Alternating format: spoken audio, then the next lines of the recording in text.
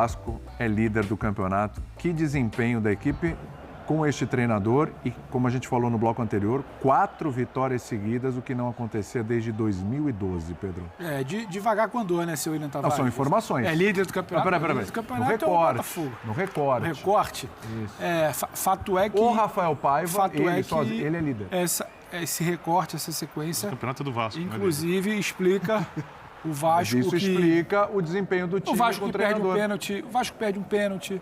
O Vasco em algum momento não controla o jogo, o Vasco tem gol anulado. Em outros momentos, nesses 12 anos que você citou, isso era significado de que o empate lá era heróico e a derrota era praticamente uma rotina.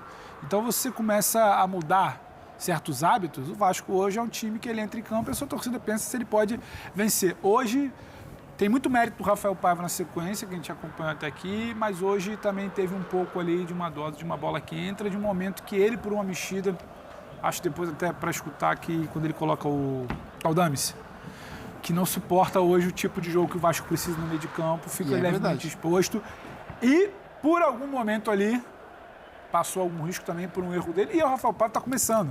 Vai acontecer, vai ter uma opção. Agora, em algum momento ali também não foi só uma noite brilhante, mas o Vasco venceu. Então você começa a criar um costume. O Vasco ele fazia contas de virar turno de Campeonato Brasileiro, fazendo contas de quantos pontos ele precisava para não ser rebaixado. O Vasco hoje está frequentando a primeira página da classificação. Mas você acha que essa é a realidade da equipe na temporada? Não é a realidade.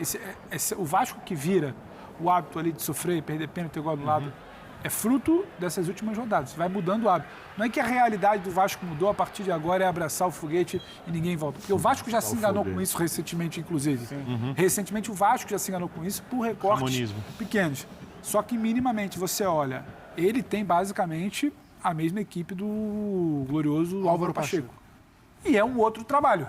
Não é que chegaram 7 peças, o Coutinho já estreou, já está comendo a bola, o Paê vive a melhor. Não é isso. Ele tem... Então, minimamente, algo ele fez. Agora, é o que ele vai fazer a partir disso, o que ele vai fazer com as peças que chegam, só que, pelo menos, ele já tem um terreno um pouco mais tranquilo para trabalhar e para receber essas peças. É diferente. Eu acho que esse é um ponto central, porque se no instante em que o Álvaro Pacheco é demitido e o Rafael Paiva assume, que é ali perto do duelo contra o São Paulo, quando o Vasco vivia uma crise profundaça, dentro e fora de campo. Exato. Se naquele instante chegasse Coutinho, chegasse Souza, chegasse Alex ele não ia ter Teixeira, opção. Não, o papo seria, esses 3 chegaram para salvar o Vasco. É um contexto. Eles chegam no momento em que o time está mais encaixado. Gera outra discussão. É bom lembrar, chega o Coutinho, né? O Souza e o Alex Teixeira exato. Outro papo ali do pacote. Inclusive, nesse contexto de recuperação de time, de cara de time que o Rafael Paiva dá ao Vasco, a gente abre a discussão de quantos desses vão jogar.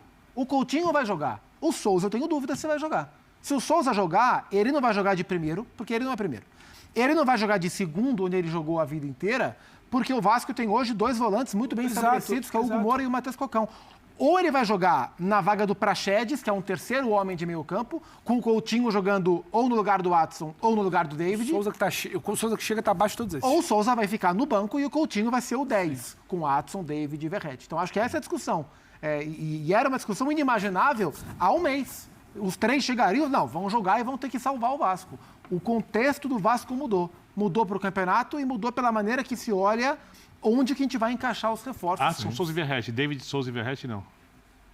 David, Souza na frente? Souza, não. Não, você falou Adson. Ou o Coutinho vai jogar de 10. No papo. Ou o Coutinho de 10 e mantém o trio de ataque atual. Sim. Ou como segundo jogador de ataque. Ou Souza jogando num triângulo de meio campo. Não, Souza que chegou de reforço. Onde Souza, para mim, não está no papo. Depende. Ele pode jogar no lugar do Eu não sei que nível ele está jogando. Não, o Souza não tem nível. Ele não vinha jogando. O Souza, para mim, ele entra no acordo pessoal do Coutinho. Se em algum momento 3, 4 jogadores não puderem estar, ele é a quinta, sexta, mas se ele entrar no time, eu acho que ele briga para entrar no lugar do Prachetes, que é um Vasco com 3 homens de meio campo. Isso. E aí o Coutinho jogaria onde ele jogou na seleção brasileira, por exemplo, aberto dos lados para trazer para dentro. E essa vaga do Praxedes aí é a fácil, a bola cantada que todo mundo... sai o Praxedes. Mas o Praxedes hoje fez um jogo muito bom. Um jogo de equilíbrio no meio campo. O time do Atlético Goianiense com muita força física por ali. E o Praxedes demonstrou sua utilidade. Agora, jamais será um problema num time com o contexto do Vasco ter de encaixar o Felipe Coutinho. Não, o Coutinho vai jogar.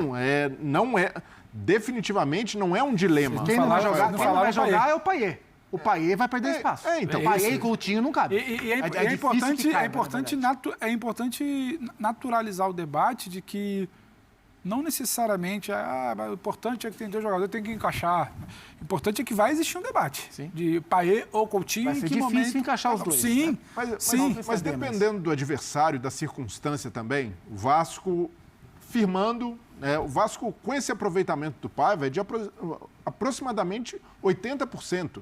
Se baixar, até pela realidade do clube ainda, para 55%, 60%, o Vasco tende a fazer um campeonato mais tranquilo, não ficar ali na parte de baixo da tabela como ficou no ano passado. Esse aproveitamento aí, de repente, até belisca uma 8ª vaga em Libertadores.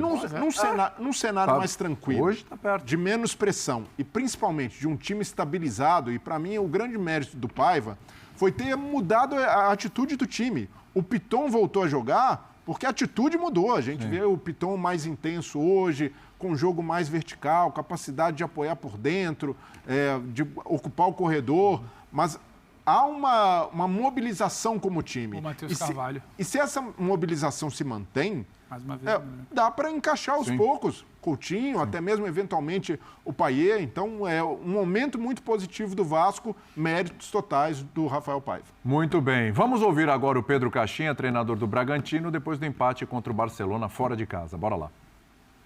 Hemos sabido sofrer esse... Acontecia há 12 anos. Aí a gente tem a ficha técnica da partida, dá para ver que muitas finalizações também. O Atlético Goianiense teve mais chutes ao gol e mais finalizações certas.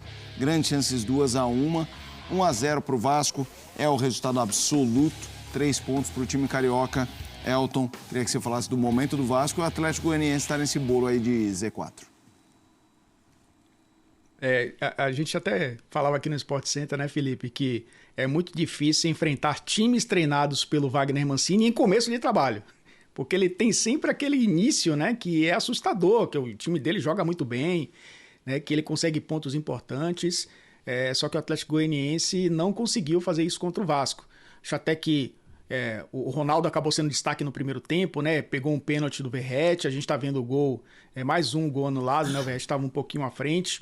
É o primeiro tempo onde o Vasco encontrou muitos espaços, né? Para tentar chegar ao ataque, muito bem montado. E aí a gente tem que falar, né? Do técnico tiro interino, do técnico Rafael Paiva, que encontrou uma formação equilibrada para essa equipe do Vasco, tem uma linha de 4 bem consolidada, jogou o Léo como zagueiro, né, dando liberdade para o Piton ser um cara pelo lado esquerdo com muita liberdade, o Maicon se encontrando muito bem, quase que um zagueiro da sobra muitas vezes, porque o Paulo Henrique é um cara que apoia muito pelo lado direito essa defesa, né, equilibra essa linha de 4, o Hugo Moura, que acabou sendo importante também, nesse meio campo. O Adson e o David, né, que são pontas muito criticados, que são caras que muitas vezes a tomada de decisão acaba sendo algo de irritação do torcedor, mas são importantes para esse equilíbrio pelos lados e você tem um Verratti também na frente que acaba sendo importante. Mas no fim das contas o David, né, que acabou fazendo esse belo gol, acabou sendo o destaque desse time do Vasco, que vai aí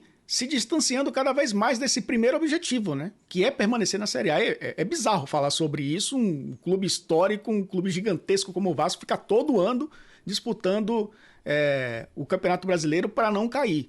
Nesse momento do campeonato, está ali numa posição confortável, né? O 9º lugar, que eu acho que dá mais tranquilidade para essa equipe alçar voos maiores, né? Esquecer um pouco esse fantasma de estar sempre ali na parte de baixo da tabela, apresentando um bom futebol e ainda recebendo reforços, né? Importante lembrar, o Vasco ainda vai, nessa janela já tem jogadores contratados que ainda não estrearam, dentre eles o Felipe Coutinho, que vai fortalecer ainda mais essa equipe do Vasco em termos de qualidade e de profundidade de elenco para aí o time ficar mais tranquilo no Campeonato Brasileiro.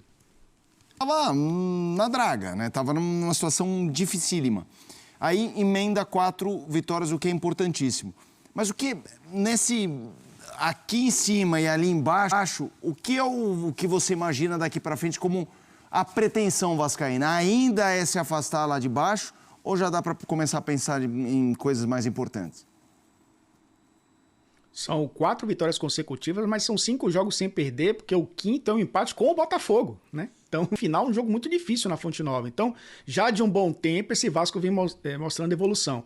Eu acho que o Rafael Paiva, e aí nos bastidores, né? Eu já falei isso aqui algumas vezes, né? Os que estão dentro do Vasco, O Paiva, ele primeiro tentou retomar a confiança desse elenco, deu oportunidades, minutos a jogadores que não vinham tendo tantas chances assim. Os jogadores conseguiram ter um pouco mais de confiança, né, de um técnico que acredita no elenco.